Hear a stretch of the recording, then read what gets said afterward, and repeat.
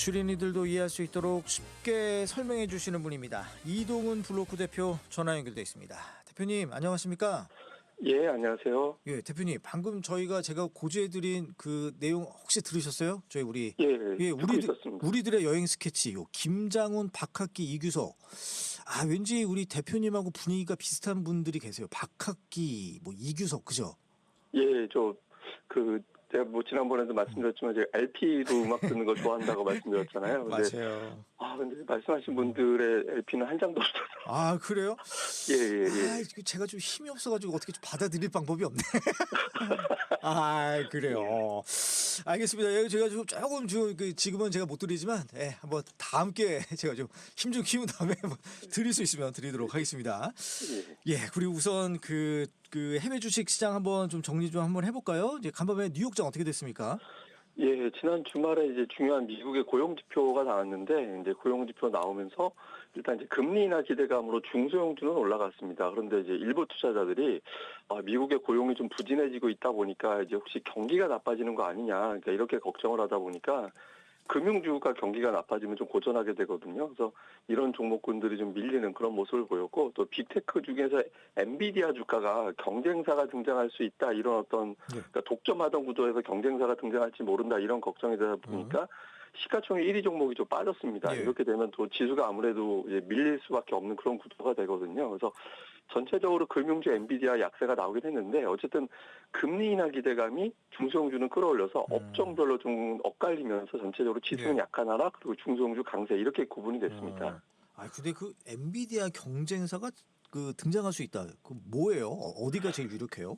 예, 그게 이제 오픈 AI라는 회사에서 이제 새로운 AI 칩을 주문을 했는데, 보통 AI 칩 주문하면 엔비디아에 하거든요. 근데 그쵸? 이번에 그 브로드컴이라는 회사에 주문을 했다라고 해서 이날 브로드컴이 주가가 9%가 급등을 하고, 이제 엔비디아는 또 하락하고 이렇게 엇갈렸거든요. 그래서 시장에서 혹시 이제 다른 기업들이 이제 뭐 지금 AMD라는 게 가장 강력한 어떤 경쟁사고요. 근데 뭐 경쟁사라 하더라도 점유율이 뭐 미미하기 때문에 아직은 의미는 없습니다만은 점차 조금씩 경쟁사들이 부각되고는 있습니다. 알겠습니다. 아무래도 독점보다는 좀 경쟁 구도가 있는 게 좋은 거죠.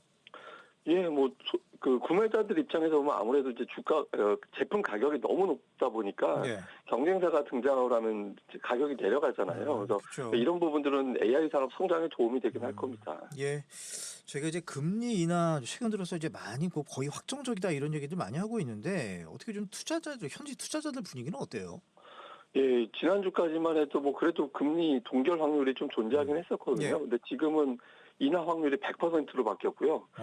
이제는 0.25냐, 0.5%포인트 인하냐, 이것만 남았다, 이렇게 이제 보는데, 다만 이제 일부 투자자들은 이전까지는 이번에 만약에 금리를 내리면 경기 둔화를 막는 예방적인 금리 인하가 될 것이다, 이렇게 믿었었거든요. 근데 그 일부 투자자들은 이거 미국 경제 지표 중에서 고용이 심각하다. 왜냐면 비농업 일자리가, 그러니까 한 달에 새롭게 일자리를 구한 사람 수치를 이야기하는 건데, 예상치가 7만 5천이었는데 지금 2만 2천이 나왔거든요. 그러니까 예상치하고 차이가 많이 나다 보니까 이거 정말 뭔가 경기에 문제 생긴 것 같다. 그러니까 이런 걱정을 일부 투자자들이 했고, 그것 때문에 이제 증시가 좀 밀리는 그런 모습이 나왔거든요. 근데 아직까지 뭐 다수의 분석가들은 경기 침체 가능성은 낮다. 그래서 일시적으로 이제 매물 소화하고 나서 다시 올라갈 것 같아서 금리 인하가 결과적으로는 도움이 될 거다, 이렇게 보고 있습니다. 아니 뭐 다른 전문가들 얘기는 뭐 들을 필요 없고요. 우리 이동훈 대표의 의견이 중요하잖아요. 네. 어때요? 예, 이게 2019년 사례하고 되게 비슷할 것 같은데요. 그때 당시에 미중 간의 무역 전쟁 한참 활발할 때인데, 그때 그 무역 전쟁 때문에 선제적으로 금리 인하 한 적이 있었거든요. 근데 그때 금리 인하하고 직후에 이게 뭐지 하면서 좀 빠졌다가 그 다음에 다시 올라갔습니다. 그래서 지금 같은 경우도 아마 일시적으로 조정이 나오겠지만 결과적으로는 다시 뭐 돈 많이 풀리면 일단 주식시장은 좋아하니까 뭐 다시 올라갈 것이다, 이렇게 보고 있습니다. 그럼 전체적인 현지 분위기를 따지자면 뭐 이번 금리 인하를 하게 되면 경기 둔화를 막는 예방적인 둔화다. 이제 거기에 거의 이제 무게가 많이 실린다, 이렇게 보면 되는 거예요. 예, 맞습니다. 그러니까 침체로 갈 가능성은 현재 나오는 데이터상으로는 거의 낮다라고 봐야 돼서 뭐 지금은 좀 일시적이다, 이렇게 봐야겠습니다.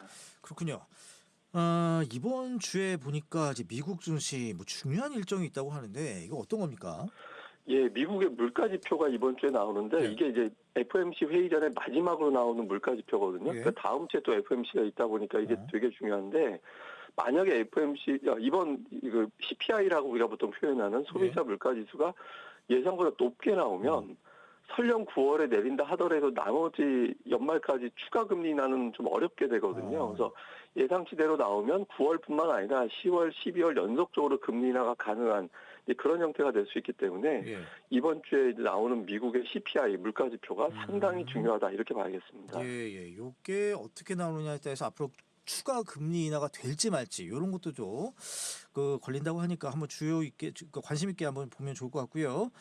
우리 증시 한번 살펴보죠. 지난 주말 금요일이었죠. 어떻게 4일 연속 상승으로 마감이 됐습니까? 증시가 올랐네요.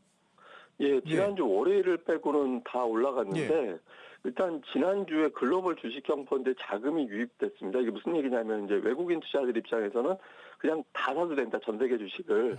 그러니까 유럽, 아시아, 미국 쪽 펀드에 자금이 다 들어와서 외국인 투자자들의 지갑이 넉넉해졌으니까 이제 주식을 사겠다라는 거고 그러면 외국인 지갑이 왜 넉넉해졌나 봤더니 그러니까 미국이 금리 인하하면 아무래도 돈 구하기가 쉬우니까 이제 주식이 올라갈 거다 이렇게 되면서 이제 돈을 좀 채워넣은 걸로 미리 채워놓은 걸로 보여지거든요. 그래서 뭐 전 세계적으로 미국의 금리 인하가 되면서 이제 좀 유동성이 보강이 되고 그리고 경기 침체 가능성이 낮아지면 미국을 제외하고는 또 나머지 국가들은 수출 지향적인 국가잖아요. 그러니까 경기가 나빠지지 않으면 뭐 수출 기업도 괜찮겠지 뭐 이런 이제 분위기가 만들어지면서 지난주에 이제 외국인들 주도하에 어떤 증시가 올라가는 그런 모습을 보였습니다. 예. 그럼 이번에는 최근 오른 종목들 한번 정리해 보면 우리 투자자분들 한번 좀 좋으실 것 같아요. 좀 해주시죠.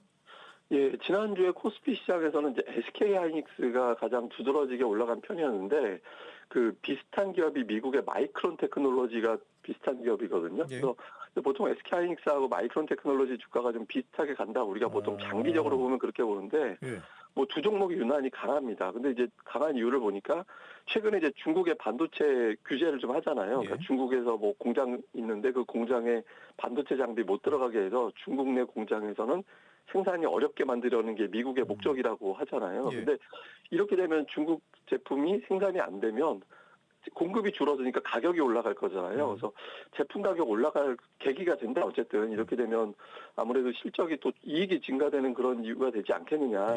이렇게 이제 시장에서 본 것 같고요. 그다음에 코스닥에서는 제약 바이오주들이 좀 강했습니다. 근데 제약 바이오주가 뭐 특별하게 어떤 큰 이슈가 있었다라기보다는 보통 투자자들이 금리를 만약에 인하한다면 제약 바이오 같은 성장성이 있는 기업들의 자금이 몰린다 이렇게 보거든요. 그래서 제약 바이오주가 아마 금리 인하 관련주로 좀 올라간 것 같고요. 그 외에 이제 조선 부품주들 뭐 이렇게 우리가 관 만들 때 이제 뭐 관 이음새 만들고 그러니까 조선 부품에 그렇게 많이 들어가거든요. 그래서 그런 거 만드는 업체들이 좀 강해서 조선 부품, 제약 바이오, 코스피에서는 SK 하이닉스 뭐 이런 종목군들이 상대적으로 강했습니다. 아니 근데 돈이 몰리면 제약 바이오주로 간다는 건 어떻게 보면 이게 기술 개발에 돈이 많이 든다 이렇게 해석을 해야 되는 겁니까? 예, 그런 것도 있고요. 그다음에 또 하나는 제약바이오는 실적을 한참 뒤를 기대하고 들어가는 종목이잖아요. 우리가 돈에 여유가 없을 때는 이런 기업들에 투자하기가 어려운데 여유가 좀 있을 때는 5년 안에 뭐 하나 나오면 주가가 올라가겠지 이런 기대치에도 투자자들이 투자하게 됩니다. 그래서 보통 이제 멀리 뭐 예를 들어서 제약바이오도 그렇고 로봇 뭐 하여튼 첨단 산업 이렇게 분류가 되는 기업들 같은 경우는 유동성이 풍부할 때 주가가 오르는 그런 경향성이 좀 있습니다. 예, 대표님 시간이 별로 없어서 요거 좀 제가 여쭙고 싶은데 조지아주 현대그룹하고 LG 에너지 솔루션 요거 배터리 공장에서 불법 체류 고용 단속이 이루어졌잖아요. 급시에. 근데 요거는 그러면 뭐 반도체주와 관련돼서 어떻게 좀 영향이 있습니까? 없습니까? 예, 이게 반도체 투자하고 이게 보통 반도체는 우리나라 현지인보다 기계가 생산하는 비율이 높습니다. 그러니까 자동차하고는 좀 달라가지고 기계가 장비가 생산하는 비율이 높기 때문에 뭐 이거하고 직접적인 영향이 있다 이렇게 보기는 어려운 것 같습니다. 아 그래요? 알겠습니다. 그럼 요거 앞으로 이제 우리 국내 증시 더 오르기 위해서 필요한 것이 있다면 뭐가 있을까요? 예, 통상적으로 이제 내년 성장률이 올해보다 2배가 되면 주식시장이 강해지거든요. 그래서 내년 성장률에 대한 어떤 신뢰도 지금 올해보다 한 2배 정도 잡아놨잖아요. 올해 1%, 내년 2% 정도 잡아서 그래서 2%가 유지가 되는지 여부가 상당히 중요하고요. 그다음에 또 하나는 정책이 어느 정도 뒷받침될 때 강합니다. 그래서 지금 상법 개정 이번 뭐 국회에서 통과가 될 것으로 보여지고 있는데 세제 개편안까지 이제 정리가 되면 정책적 불확실성이 제거가 돼서 더 올라갈 수 있다. 투자자들은 일단 이렇게 보고 있습니다. 알겠습니다. 오늘 여기까지 말씀 들을게요. 고맙습니다. 예, 감사합니다. 지금까지 이동훈 블로크 대표였습니다.